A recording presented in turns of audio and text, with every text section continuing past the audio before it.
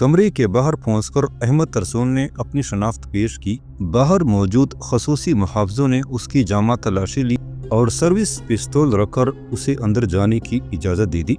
कमरे में खिलाफ़े तवक्को कर्नल शोलोखोफ अपनी कुर्सी पर मौजूद दरवाजे पर नजरें गाड़े बैठा था। उसने अपनी जगह से उठकर अहमद तरसून को खुशामदीद कहा और उसे मुसाफा करने के बाद उसे सामने वाली कुर्सी पर बैठने का इशारा किया। मैंने तुम्हारी फाइल देखी है। कर्नल शोलोखोफ ने अपने सामने रखी फाइल की तरफ इशारा किया। Yes sir. अहमद तरसून ने थूक निगला। तुम बहुत अच्छे जा रहे हो। शुक्रिया जनाब।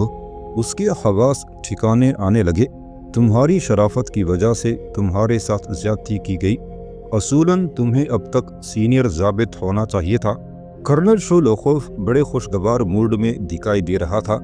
अहमद तरसून को कुछ समझ नहीं आ रही थी कि उसकी इस बात का क्या जवाब दे। वो खामोश बैठा उसके चेहरे को तकता रहा, जहां किसी सख्ती या बद अखलाकी का दूर दूर तक नामो निशान भी दिखाई नहीं दे रहा था।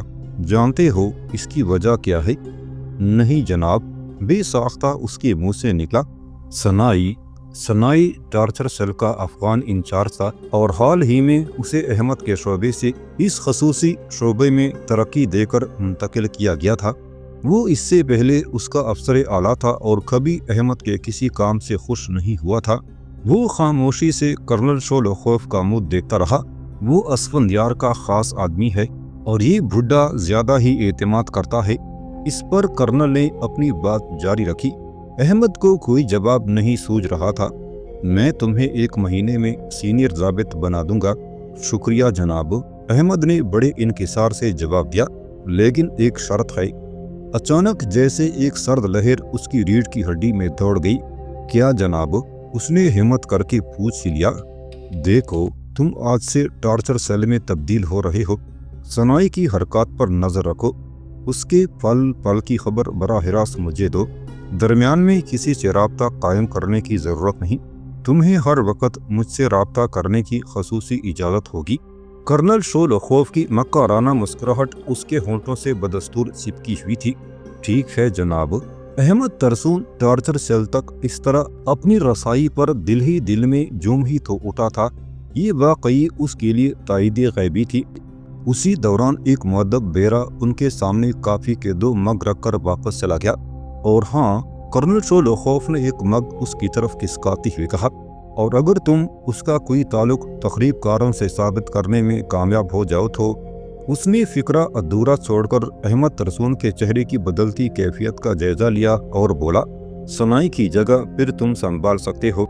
मैं आपके हुक्म की तामील करूंगा जनाब। अहमद तरसून ने उसे मुतमईन करना चाहा। एक बात का ख्याल रहे। अचानक कर्नल दोबारा उससे मुखातिब हुआ। जनाब, ज्यादा चालाकी नहीं। हाँ, समझ गए ना। तुम जानते हो हमें जल्दी बेवकूफ़ नहीं बनाया जा सकता। Yes sir. बेअख्तियार उसके मुंह से निकल गया। जब अहमद तरसून अपनी नई जिम्मेदारियां संभाले अपने ब्लॉक की तरफ जा रहा था तो उसको कम से कम एक बात की अच्छी तरह समझ आ चुकी थी कि आखिर कर्नल शोलोखोफ को इस दफ्तर के मामूली मुलाजिमीन से अफसर आला तक की हर खुफिया बात का इल्म कैसे हो जाता है। इसके साथ ही वो दिल ही दिल में खुदा का शुक्र भी अदा कर रहा था कि अब वो फैज़ान ओगलों से बराह रास्त राब्ता पैदा करने में कामयाब हो जाएगा, वरना उस तक खसूसी पैगाम पहुंचाने के लिए न जाने उसे क्या क्या पापड़ बेलने पड़ते। अहमद तरसून के पहुंचने से पहले ही उसके ऑर्डर तनाई की मेज़ पर पहुंच चुके थे और वो गुस्से से खोलता हुआ बड़बड़ा रहा था, कमबख्त यहाँ भी आन मरा। और ऐन उसी लम्हे अहमद भी वहाँ आ गया जब सनाई ने उसकी फाइल अपने सामने रखे मेज़ पर जोर से पटक दी थी। अहमद ने दरवाजे के नज़दीक रुककर उसे एहतराम दिया और मुअद्दब होकर उसके सामने खड़ा हो गया। सनाई ने बड़ी गुस्सीली नज़रों से उसकी तरफ देखा और बोला, जब तुम्हारा वास्ता कभी इन कामों से पड़ा ही नहीं तो यहाँ आने की क्या ज़रूरत थी? जनाबे वाला, अहमद ने बड़े तंजिया से लहजे में कहा, मैं अपनी मर्जी से तो यहाँ नहीं आया। ओफो खुदाया, ये शख्स तो अजाब बनता जा रहा है। जाने किस मनहूस घड़ी में ये कमबख्त हमारी किस्मत में लिखा गया था। सनाई ने बड़े जले कटे लहजे में कहा, ठीक है जनाब। अहमद तरसून ने बमुश्किल अपनी हंसी रोकी थी। बैठो तुम दफ्तर में, میں تمہارے فرائض کا تعین کرتا ہوں۔ سنائی نے ہتھیار ڈالتے ہوئے اسے باہر جانے کو کہا۔ سنائی جل بھن کر ہی تو رہ گیا تھا، اس کی احمد ترسون سے کبھی نہ بن سکی تھی۔ سنائی چونکہ خات کے ڈائریکٹر اسفندیار کا رشتہ دار تھا، اس لیے وہ اپنے ماتحتوں سے توقع سے زیادہ تابعداری کی امید کیا کرتا تھا، جبکہ احمد ترسون نے کبھی سنجیدگی سے اس کی کسی بات کا نوٹس ہی نہیں لیا تھا۔ وہ احمد ترسون کا اور تو کچھ نہ بگاڑ سکا، البتہ اس کی فائل اس نے اتنی بگاڑ دی کہ اگلے 2-3 سال تک اس کے سینئر ضابط بننے کا سوال ہی پیدا نہیں ہوتا تھا۔ احمد ترسون کے فرائض کی نوعیت کبھی ایسی نہیں رہی تھی کہ اسے اتنی حساس ڈیوٹی سونپی جاتی۔ سنائی نے سوچا ضرور وہ اسے تنگ کرنے کے لیے شرارتاً یہاں چلا آیا ہے۔ اب وہ احمد ترسون کو اس شرارت کی سزا دینے کے چکر میں تھا۔ اسے سمجھ نہیں آ رہی تھی کہ کس طرح اسے زخم پہنچائے۔ بالآخر ایک تجویز اس کے ذہن میں آئی اور وہ دل ہی دل میں جھوم اٹھا۔ اب دیکھوں گا برخوردار، وہ منہ ہی منہ میں بڑبڑایا۔ تھوڑی دیر بعد احمد ترسون تک نئے فرائض کا حکم نامہ پہنچا تو وہ زیر لب مسکرائے بنا نہ رہ سکا۔ سنائی نے تو انتقاماً اس کو اتنی گھٹیا ڈیوٹی سونپی تھی، جبکہ وہ تیز رفتاری سے اس طرح فیضان کے نزدیک ہونے کو عطیہ خداوندی جان رہا تھا۔ احمد ترسون کو زیر تفتیش ملزموں کے باورچی خانے کا انچارج بنا دیا گیا تھا۔ ایک لحاظ سے یہ بڑی اہم ذمہ داری بھی تھی، اور سنائی اس کی وضاحت بھی افسران اعلیٰ کے سامنے کر کے بآسانی کسی الزام سے بری و ذمہ ہو سکتا تھا۔ اس سے پہلے یہاں 2-3 ایسے واقعات دیکھنے کو ملے تھے کہ کسی باورچی سے میس انچارج کی نظر بچا کر کسی ملزم کے کھانے میں نشہ آور فرائی ملا کر کھانا اس تک پہنچا دیا۔ اس طرح زیر تفتیش ملزم بآسانی وقتی مار پیٹ کے اثر سے محفوظ ہو جاتا تھا، اور ایک مرتبہ اگر خاصے تشدد کے بعد بھی کوئی ملزم جرم کا اقرار نہ کرتا تو اس پر بے گناہ ہونے کا شک کیا جا سکتا تھا۔ اس کے بعد سے میس انچارج کی ڈیوٹی خاصی سخت قسم کی ہو گئی تھی۔ وہ عموماً کھانا پکنے کے بعد اسے ڈاکٹر سے ٹیسٹ کرواتا اور پھر اپنی نگرانی میں تقسیم کرواتا تھا۔ احمد ترسون نے بڑی فراخ دلی سے اپنی نئی ذمہ داریوں کے پروانے پر دستخط کیے اور باورچی خانے کی طرف روانہ ہو گیا، جہاں تھوڑی دیر بعد ملزموں کے لیے رات کا کھانا پکنے والا تھا۔ زیر تفتیش ملزموں کی کوٹڑیاں جہاں وہ بند کیے جاتے تھے وہ قطاروں کی صورت میں زیر زمین بنائی گئی تھیں۔ دونوں قطاروں کے دروازے بھی ایک دوسرے کے سامنے نہیں کھلتے تھے، بلکہ ان کی پشت آپس میں ملی ہوئی تھی۔ اس طرح یہاں بند لوگوں کو زیادہ سے زیادہ ذہنی اذیت پہنچانے کا سامان کیا گیا تھا تاکہ انہیں ایک دوسرے کی شکل بھی نظر نہ آ سکے۔ ان کوٹڑیوں سے جب کسی ملزم کو تفتیش کے لیے لے جایا جاتا تو اس کے منہ پر کمبل ڈال دیا جاتا تاکہ وہ دوسروں کو اور دوسرے اسے پہچان نہ سکیں۔ اسی حالت میں بعض از تفتیش انہیں یہاں لا کر بند کر دیا جاتا تھا، اور مہینوں ایک دوسرے کے نزدیک رہنے کے باوجود بھی یہاں گرفتار لوگ ایک دوسرے کی شخصیت سے بے خبر رہتے تھے۔ اس خطرے کے پیش نظر کہ کوئی ملزم اونچی آواز سے ساتھ والوں کو اپنی شناخت نہ کروا دے، انہیں آپس میں گفتگو کرنے یا اونچی آواز میں بولنے کی سختی سے ممانعت کی گئی تھی۔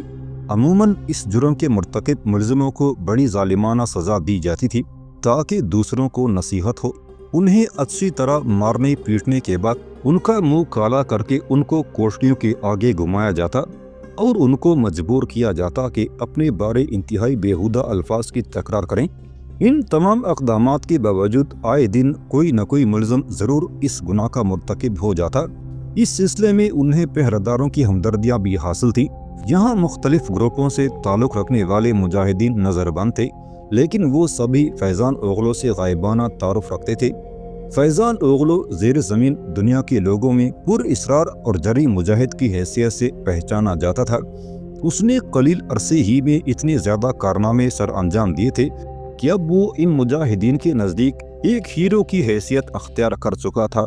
اس کی آمد کے ساتھ ہی اس کا ذکر بھی اس ٹارچر سیل میں پہنچ گیا جہاں مجاہدین میں پریشانی کی لہر دوڑی تھی۔ وہاں اس کی آمد سے ان کا اعتماد بھی بڑھنے لگا تھا۔ فیضان کو جب پہلی مرتبہ بے ہوشی کے عالم میں یہاں لایا گیا تو نعرے تکبیر اللہ اکبر کے فلک شگاف نگاہوں سے اس کے جانباز ساتھیوں نے اسے خوش آمدید کہا تھا۔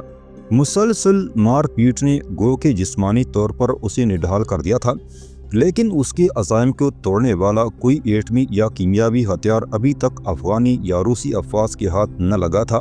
ہر دفعہ جب وہ تشدد کا سامنا کرتے بے ہوش ہونے کے بعد ہوش میں آتا تو ایک نیا ولولہ اور ایک نیا جوش اپنے اندر موجود پاتا۔ امیر داد خان کی چند مہینوں کی صحبت نے اسے گوشت پوشت کے معمولی سے انسان سے مرد آہن بنا کر رکھ دیا تھا۔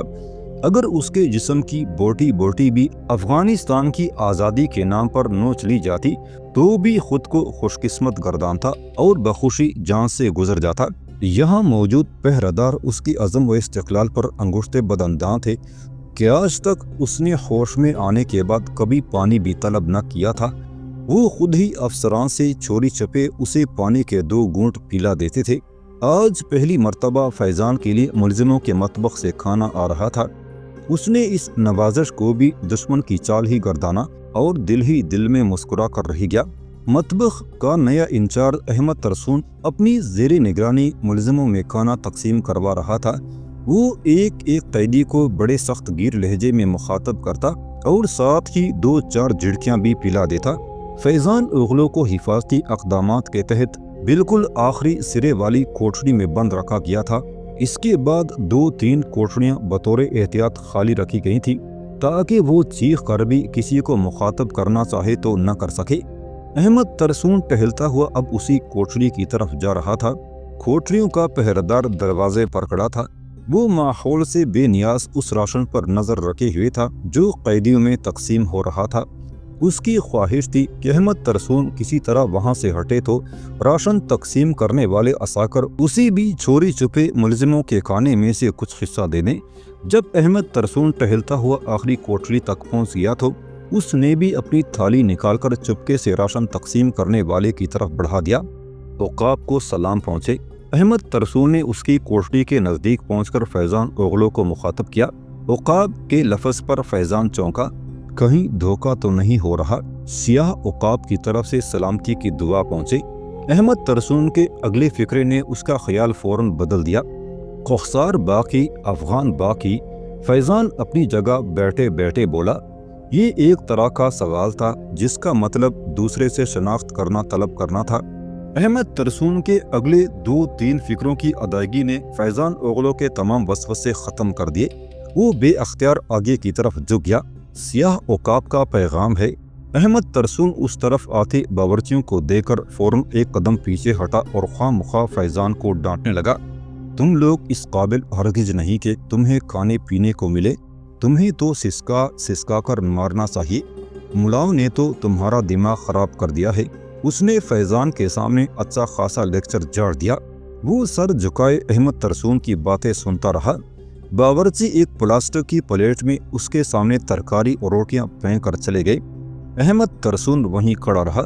یہ بات اس کے فرائض میں شامل تھی کہ وہ کھانا کھاتے ہوئے ملزموں پر آخری وقت تک نظر رکھے تاکہ کسی شک کی صورت میں فوراً کارروائی عمل میں لائی جا سکے۔ وہیں کھڑے کھڑے احمد ترسون نے اس کاغذ پر لکھا ہوا سارا پیغام جو اس نے پڑھ کر جلا دیا تھا فیضان اوغلو تک پہنچا دیا اور خود اس کے سامنے سے ہٹ کر باری باری باقی گرفتاروں کا جائزہ لینے لگا۔ رات کے قریباً 10 بجے کا عمل تھا۔ فیضان اوغلو اپنی کوٹڑی کے کونے میں نماز سے فراغت کے بعد اپنی جسمانی تکالیف سے نجات پانے کے لیے اپنا ذہن اگلے لائے عمل کی تیاری میں مصروف کیے دیوار سے ٹیک لگائے بیٹھا تھا جب بونا کوف کی طرف سے اس کے فرستادہ درندے اسے لینے آ گئے۔ اس مرتبہ اسے خاصے شریفانہ انداز میں لے جایا جا رہا تھا۔ صرف معمول کی کارروائی کے مطابق اس کے منہ پر کمبل ڈال دیا گیا تھا۔ پہلے کی طرح اس کی کھینچا تانی نہیں کی جا رہی تھی۔ اسی حال کمرے کے اندر پہنچ کر اس کے چہرے سے کمبل الگ کر کے اسے اندر دھکیل دیا گیا۔ حال کمرے کے ایک کونے میں چھت کے ایک کنڈے سے ایک رسا لٹک رہا تھا۔ میجر بونا کوف نے اس سمت اپنی چھڑی سے اشارہ کرتے ہوئے کہا، تمہیں الٹا لٹکا کے پہلے مرچوں کی دھنی دی جائے گی، اس کے بعد جسم کا بند کاٹ کر الگ کر دیا جائے گا۔ یہ عمل اس وقت تک جاری رکھا جائے گا جب تک تم سچ نہ بک دو۔ میجر، فیضان اوغلو نے پہلی مرتبہ اسے نرم لہجے میں مخاطب کیا، اس سزا سے میں ڈرنے والا نہیں، نہ میں تمہارے ڈرانے دھمکانے سے کوئی بات کہنے والا ہوں۔ میرا خیال ہے کہ اس کھیل کو ختم کر کے ہم دوسرے ماحول میں کوئی بات کریں لیکن تمہارے ساتھ نہیں، اس لیے کہ مجھے بہرحال کچھ ضمانت درکار ہوگی اور وہ تم نہیں دے سکتے۔